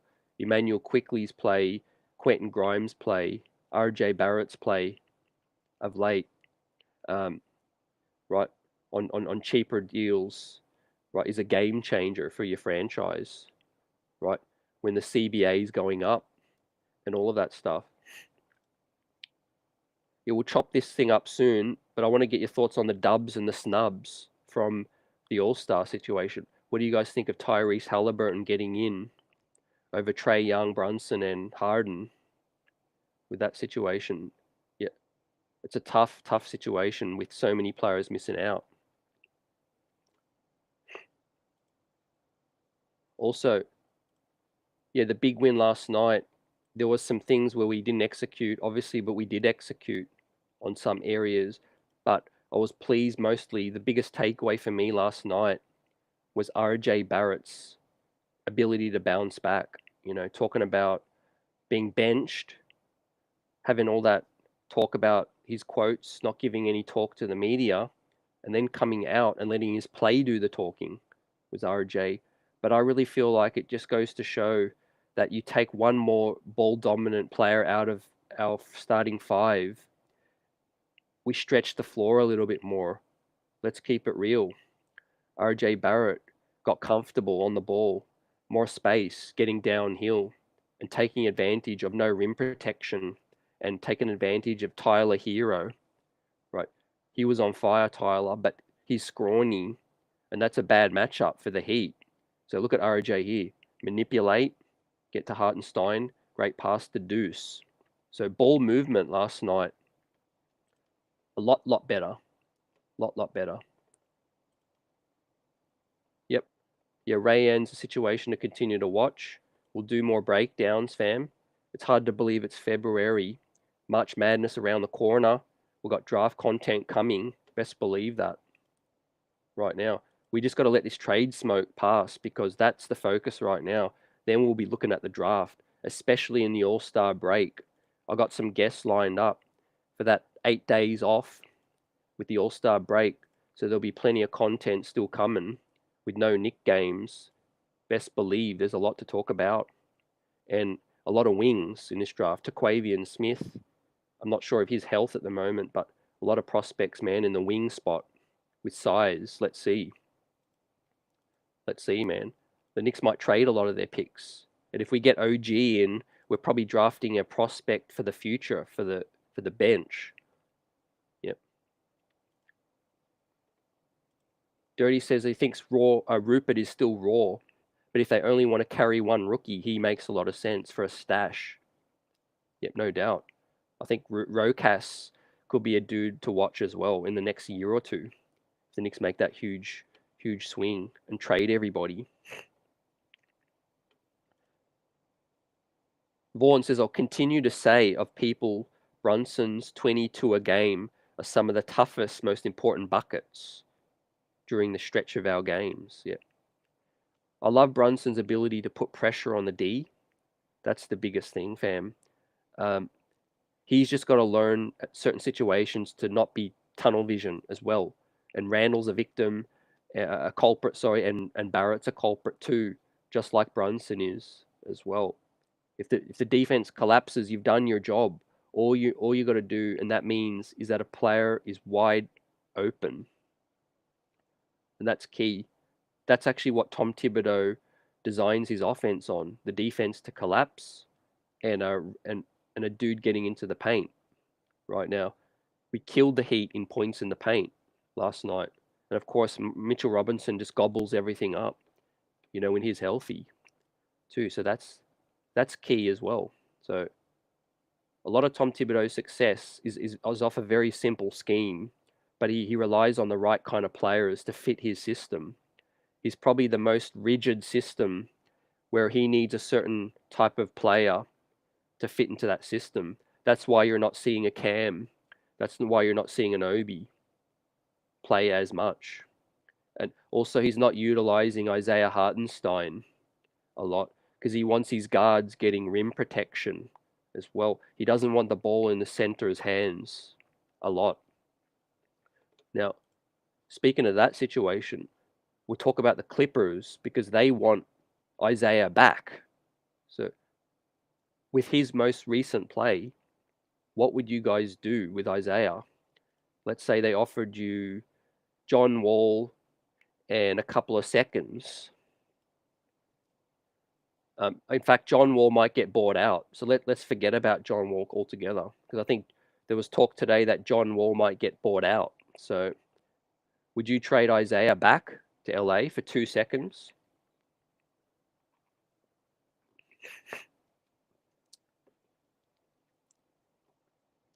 When we get an OG, I'll let you know, man, in like 6 days. No, for real. I think we'll hear more with OG every single day, but probably in the next 3 days there'll be a lot of movement with teams' priorities. It's Toronto that's the hold up, man. It's Masai Ujiri. And with that question, I knew I would get asked tonight, and I thought about it. But yeah, Kyrie at this point in time, I would say no. Just yeah, for the fit right now, we got Brunson here, and I don't see this organization making any move, for Brunson right now. Iheart's improved a lot recently. Yeah, he's doing what we signed him to be, basically a backup, that backup big man, fam. Yep. No way with Mitch out. Jericho hasn't looked great, to be real. Yep. Vaughan says, question, do you think this is who do you think is the X factor for this team to be getting over the hump? Man, you could go in so many different directions, fam, but I'm probably going to stick to a player like IQ or Quentin Grimes. I think they are so important in terms of an underrated aspect. We know how important Brunson, Randle, Barrett, and Mitch's as well. But I think without IQ, our bench is absolutely just it's worse than G League bench, basically. So that's how important IQ is to this team. And we saw like last night, Quentin Grimes, if he hits those shots, he was 3 of 5, 17 points. If Q Dot's hitting shots, it's lights out. So yeah, those guys are huge, man. What's good, iGamer? Salute. You're not seeing the Knicks doing anything. No to John Wall, says Buzzer. Yeah, yeah. If John Wall gets bought out, I could see him going to the Bucks. I could see him going to Dallas. Even there'll be a lot of suitors for that. Yeah, I feel like iHeart had a really bad stretch, but overall, he's been capable. We've seen, what he brings, what he can bring to the team. A little bit of offense that we don't have as well. Passing, movement, and offense. I did think the Achilles soreness held him back, fam. I think we're starting to see Isaiah move a lot freer. Now, as you can see, yeah, when he's moving freely, that's key. And if he can defend somewhat decent, like, stay in front of his guy, that's going to be key as well. But yeah, with Almighty's point about OG, I think the Kyrie situation helps the Knicks' chances at an OG. But I think it's sitting with Toronto's decision making right now. I think they're going to explore a lot of things because it's not just OG, which is funny. It's not just OG as the main trade target on the team, right? Think about like the New York Knicks top 3 out of your top 5 players all potentially getting traded, right? It's going to be madness for the Raps with that situation, man. Imagine trying to field calls and have conversations for a Fred VanVleet, a situation where it's OG and Gary Trent. A lot has to be done with that. And with a lot of legwork, I think a lot of conversations have been had with Detroit already. Right, all Scott Perry has to do is pick up the phone, and I think a lot of situation is fluid with Detroit to the point where a framework deal, maybe a plan B, has probably already been discussed with Detroit regarding Cam, Obi, Saddiq Bey, possibly as well. So we'll keep our eye outs on that right now. But let's also chop up the All-Star situation, right? We have nobody in the dunk contest for the first time in a minute. So coming up now, we got Julius Randle competing now. Jalen Brunson miss out. What are you guys' thoughts on the All-Star snubs and the dubs right now on screen? Now, I really, really wanted Jalen to get in, but the fact is the Knicks got one guy in there. And the fact is that Trae Young and Harden also missed out. I understand. Yeah, it was a tough spot to earn. With that said, Charles Barkley, the first thing he said was he couldn't believe Brunson didn't get in. Then you have dudes questioning Tyrese Halliburton's, getting in with his absence recently. He's missed the last like 11 games. So I think that was pretty tough. I think SGA, thumbs up to SGA. I like the fact that he got in. Appreciate that. I respect Markkanen, his season. I respect him getting in. I respect Sabonis getting in. I think, yes, Sabonis is a reserve. The Kings are the 3rd seed. That trade, talk about working out. That's been such a success for both teams right now. You talk about Halliburton's impact, but Sabonis, huge impact, along with De'Aaron Fox, who also got snubbed. He missed out. But yeah, Ja Morant getting in, no disagreement with that. PG, yeah, PG, I suppose. Dame, I suppose. Yep. With that said, I can see it.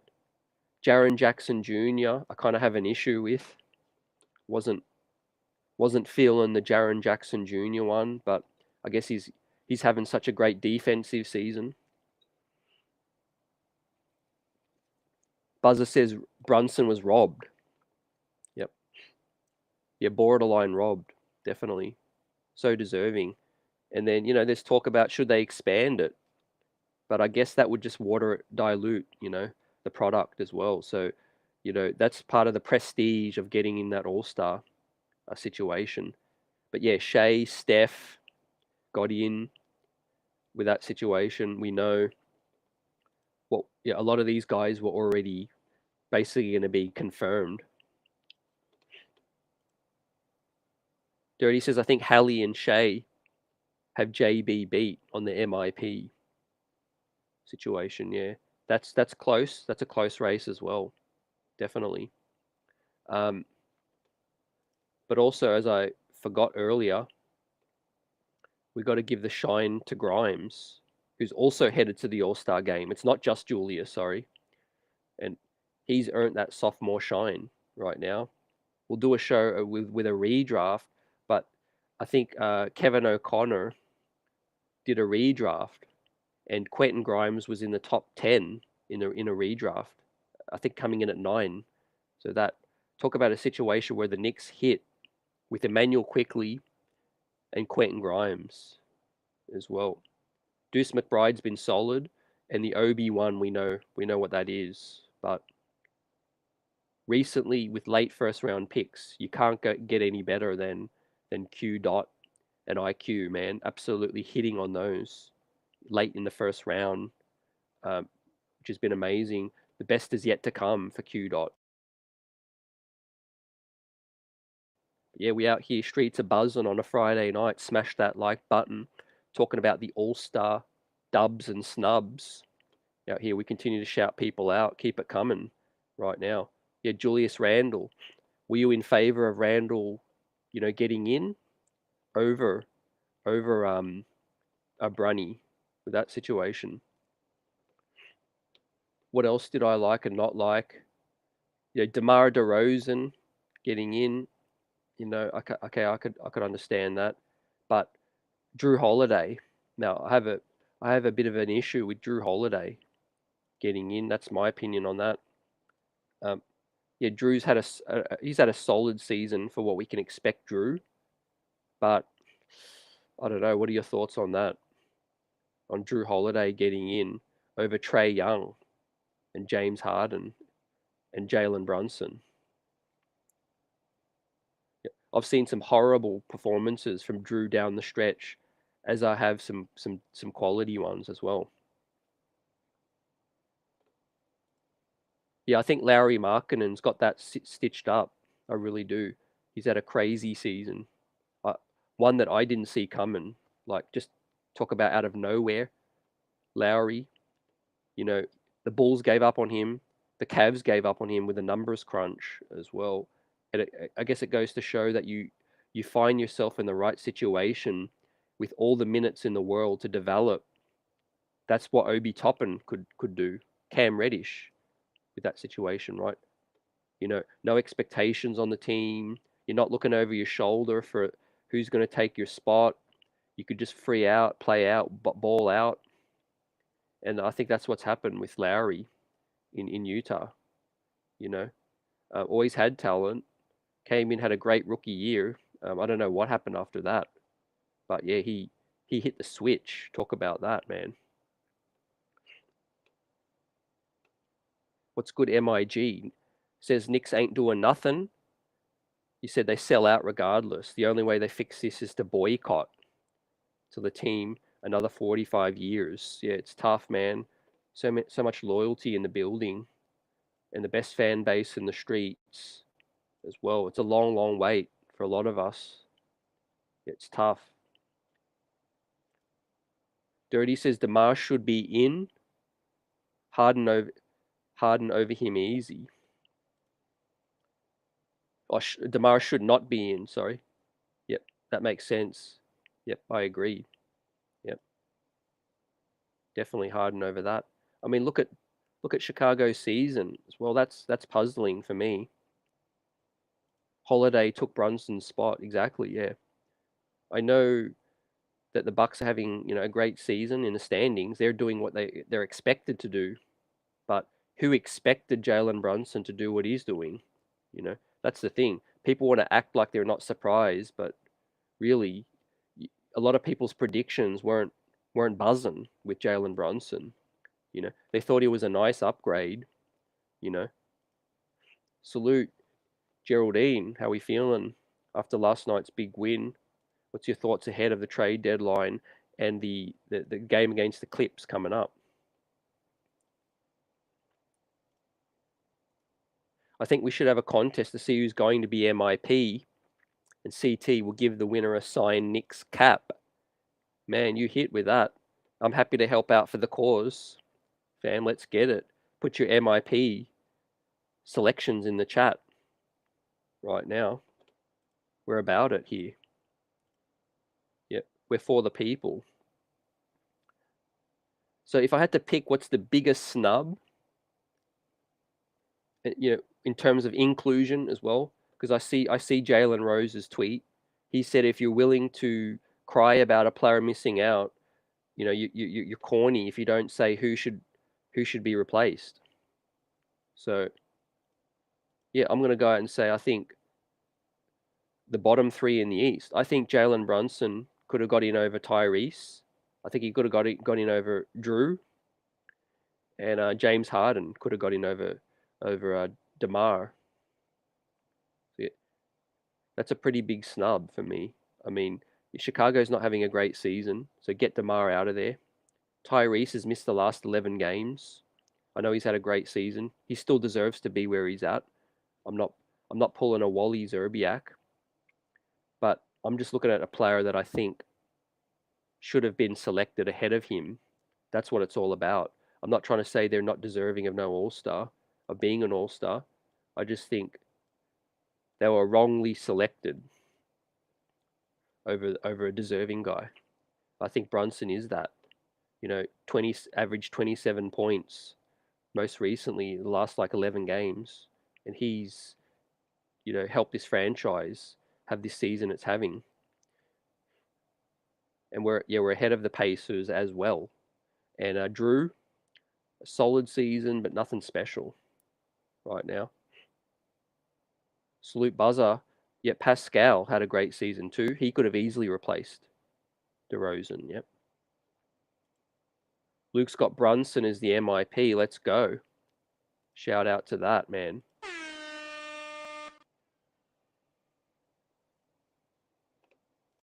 Salute. Let's go with that. I'm all for that. But I think, yeah, Lowry's got that stitched up. But let's not forget, there's 30 games left.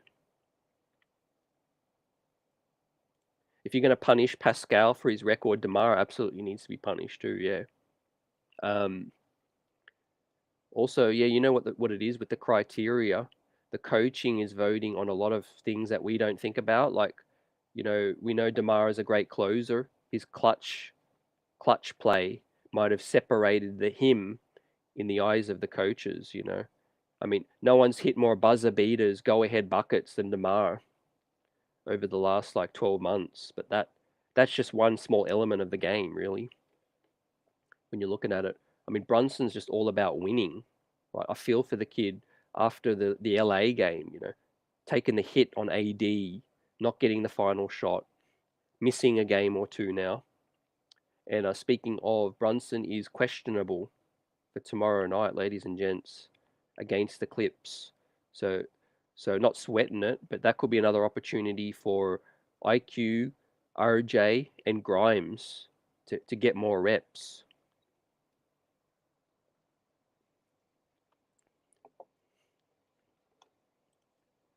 Geraldine says it was a good game last night. We won the game. Randle's an all-star again. Don't know if we do anything big next week, but we'll see, though. Yeah, I feel like we will. I agree. Yeah, to have Randle 2 out of 4 years as an all-star is something this franchise hasn't had since Melo. So that still needs to be celebrated. The fact is the coach has got Randle in says a lot. They appreciate Randle in a way some people don't. Some fans don't. I understand his game's clunky at times, and but you can't overlook Randle's achievements. You can't overlook the success this team's had because of Randle as well.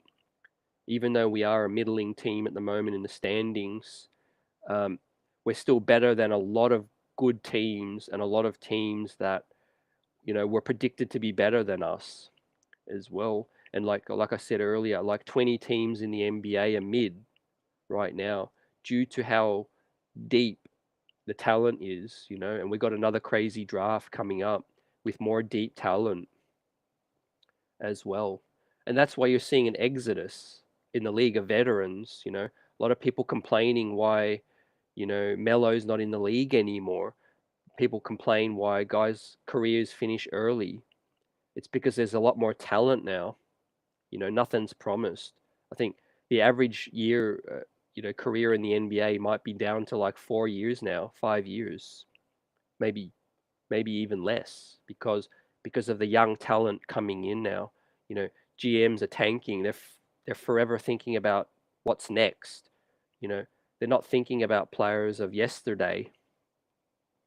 Kind of situation. There's only a handful of teams going all in as well. I like the fact that Embiid got in. That was my selection, so I appreciate that. Bam Adebayo, I can understand him getting in. So that at least it wasn't at Randle's expense. So I was kind of worried, would Bam get in, Randle not get in? So it looks like Randle and Bam. Great year for Bam.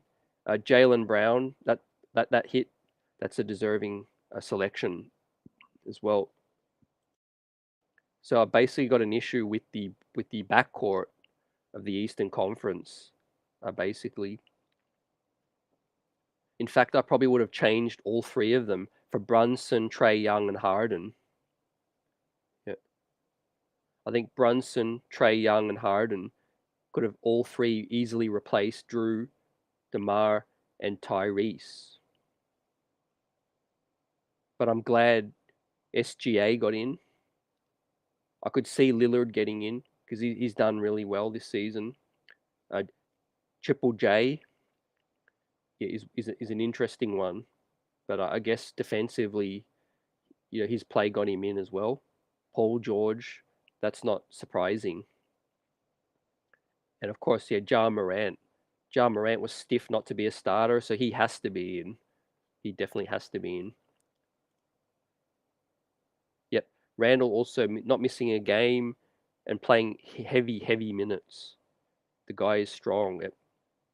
Yeah, I guess that plays into a factor too, why a lot of people see Randle, jog up the court, dog a few plays. Let's keep it real. We see that, but it's also because of, other reasons too. Yeah, the guy's puffed, he's tired, he's gassed, all of that stuff. High usage, isolation ball, all of that.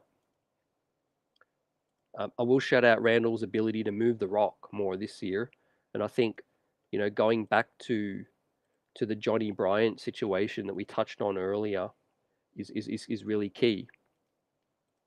I think the fact that Randle looked at himself in the offseason, he's like, okay, I've proven I can light it up now. I can score all three ways. My free throw shooting's even gotten better as well.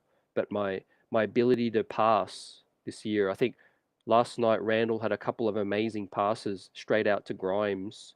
And yes, the LA game was frustrating. Not gonna lie, down the stretch that was tough. But for me, for the most part, Randle's been more of a willing ball mover throughout the game. His decisions over last year has gotten better as well. All I can remember about the 2 years ago, the first MIP season, was the fact that Randle was just lighting it up so much. Everything was just dropping.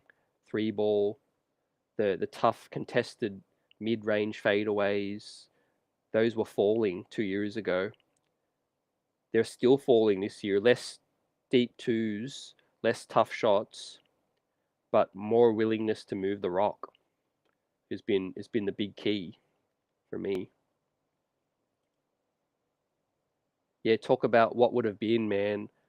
like Buzzer says, man, take you back to 2019, I was absolutely gutted, right? When the Knicks were overlooked for the Brooklyn Nets to miss out on KD, Kyrie, and we look back on this Nets era right now, and it tells us what's happened now, and what did we really miss out on, right?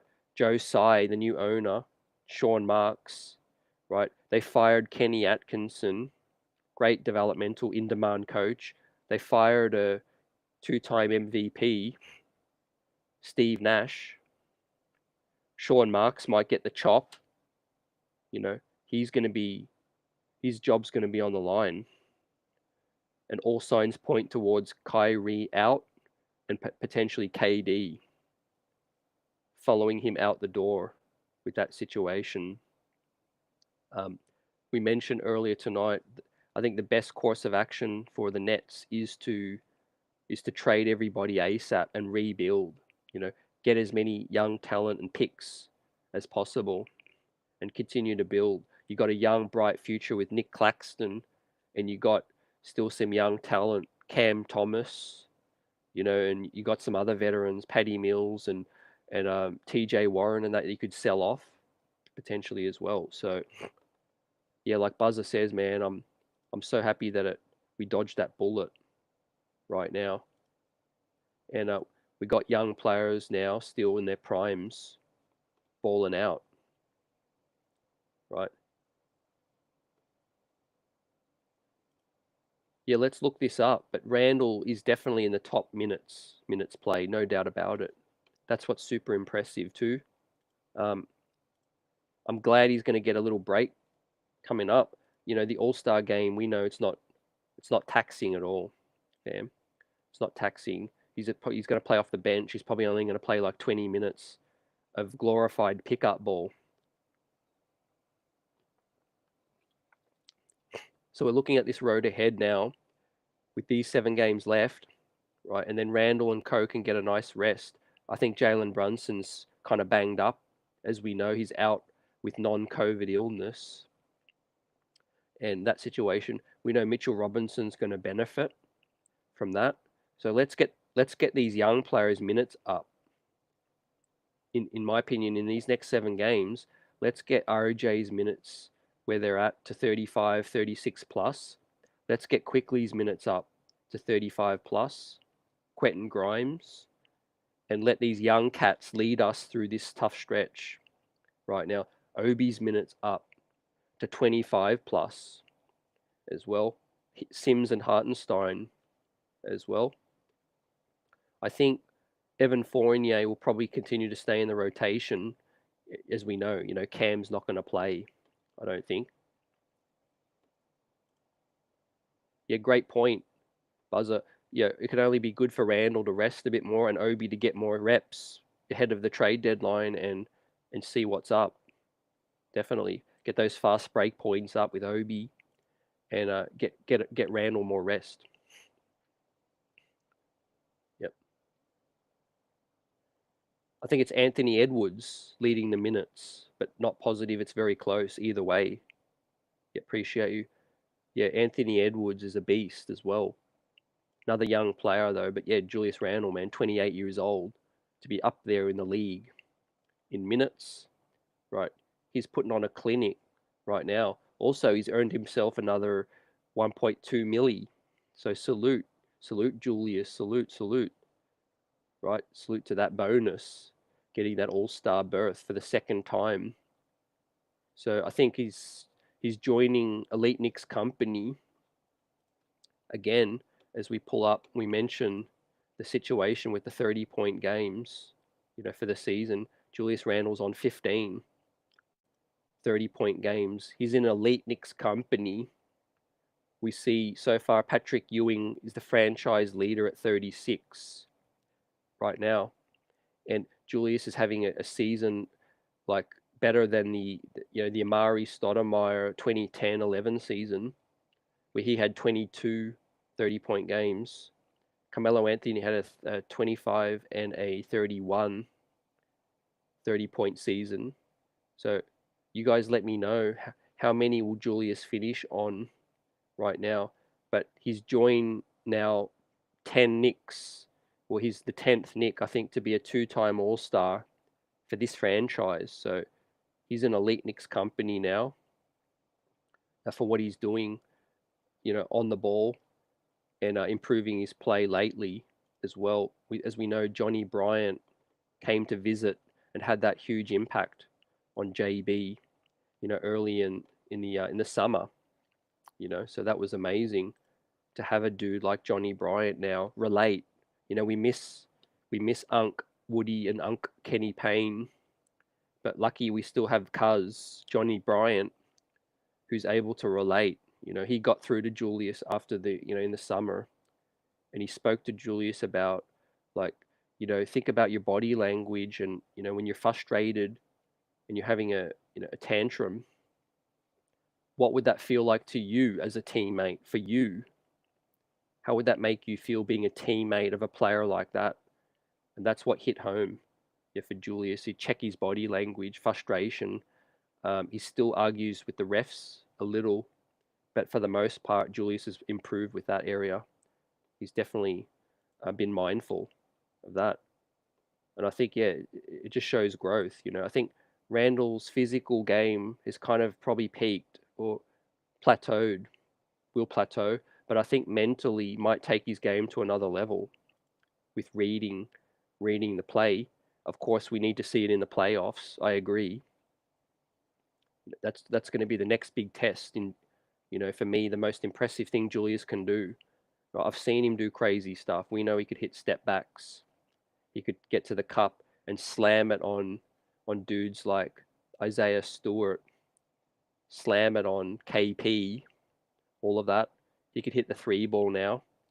But I want to see Randle's quick reactions now with the double comes as well. Last night was a good opportunity to look at that as well. Now with Brunson out again, what I'm going to look for tomorrow, and we'll be on live post game after the Clips game to chop it up. But I'm looking at the ball movement again. Absolutely looking at that ball movement.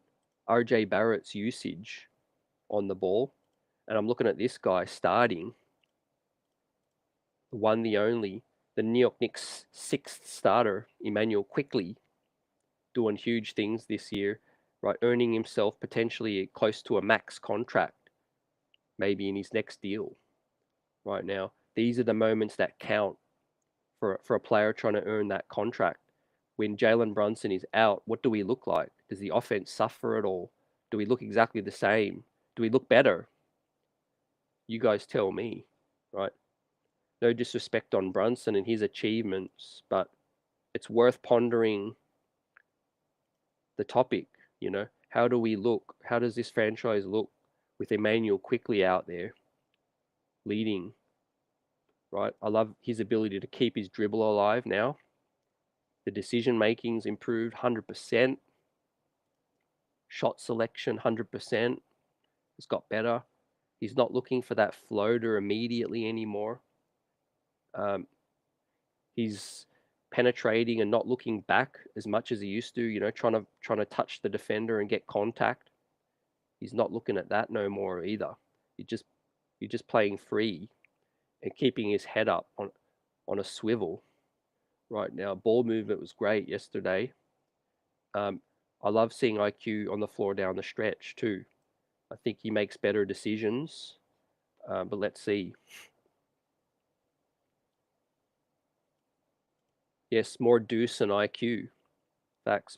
More RJ on the ball. More Obi. Let's hope. Let's hope.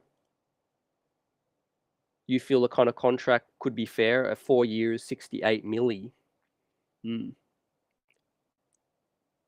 Yep. He takes that generational wealth and here for the long haul. Also, we know how close Tom Thibs is to him, fam. That's a big situation. I think the two guys that the Knicks are closest with Tom Thibodeau is Julius, probably Brunson, and then IQ as well. So 3. And we know how much Thibs loves Mitch as well. So yeah, they're the 4 players closest to Tom Thibodeau right now. But yeah, Tom Thibodeau fell in love with IQ the second he walked into the gym. Expect Grimes to have a great shooting night again. And just reminder, Grimes was the pick the Knicks got for KP. Man, Luke, great point. Yeah, we hit, no doubt about it. We hit with that. Thank God Grimes balled out, man, in the combine. Because that was what separated him and what made the Knicks make that huge swing, man. I'm loving it. Again, never worried about Q dot, just the consistency with the 3 ball. That's what's been big for Q dot. Salute, salute.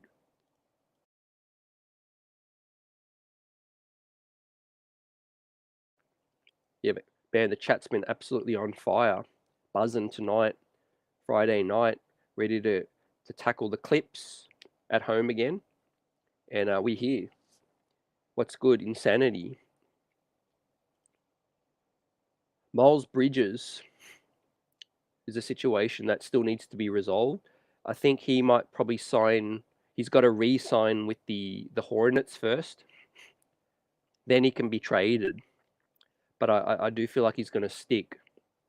I would love Miles Bridges, the talent, but the drama is another thing. But man, did we miss out on that. But if we do get our guy, if we get our guy, which is OG, I think we're sitting good at that situation with OG in the house. I think that's the Knicks' biggest target. And like I said yesterday, I would give up one of the Dallas or the Washington pick. I'd be happy to give up the Detroit and the Milwaukee picks as well. We keep our own picks and we keep it moving. Or if Ujiri insists on an unprotected pick, I'll give up one and then one other protected pick only. Then they could have Cam and then they could have Obi, or Cam or Obi with that situation. Now with the Kyrie buzz today, I think a lot of teams are going to be assessing their need for picks now, and especially with Kevin Durant's, potential imminent departure. But yeah, Miles Bridges is a good talent, but I think Charlotte would need to get him re-signed, get him to stay with that situation. One thing that's critical for me personally with this team, we need to hold on to one pick this year at least. I don't care if it's ours or the Dallas one, but they're both going to be decent picks by the look of it. And we're going to be picking in that 15 to 20 range, most likely. And especially if we make the play-in and we lose the first round matchup, we fall back into the lottery as well. So that's going to be huge for our draft chances in getting maybe another stud wing up in here, right? A lot of content coming, ladies and gentlemen, as the streets are buzzing. Smash that like button because, yeah, we here, ready to wrap this thing up. But tonight, it's been a great show after a big win yesterday with the Eastern Conference. We'll be on live post-game, tomorrow night. Ready to get into it after it's going to be a big test to try to put together back-to-back wins against another tough opponent. We've got Paul George, maybe Kawhi Leonard will play. I've got to check the injury report. No doubt it's going to be tough no matter what. But we're going to see more opportunities for these young fellas if Jalen's out.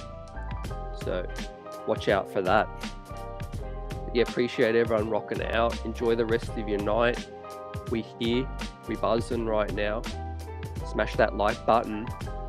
And I'm looking for a big dub tomorrow night. IQ's continuing to rise into a legit 6-man candidate. Julius Randle now hyped up off a 2-time All-Star berth. Right, once Jalen gets back in, best believe he's going to be fired up as well, man. Jalen's going to be fired up to show what they got wrong. And that's what we need, guys with a chip on their shoulder right now. As the trade buzz, right, continues to swirl, there's so many names, you know, to look at, and we're here ready to talk about it tomorrow night, post-game. We'll wait for some more trade news to drop throughout the day tomorrow. And these are the names that's looking like they're going to be available out here. The New York Knicks are definitely going to make upgrades, no doubt about it. I feel like they're trying to make the playoff push. Some people don't want or want. Yeah, we'll be there. Peace.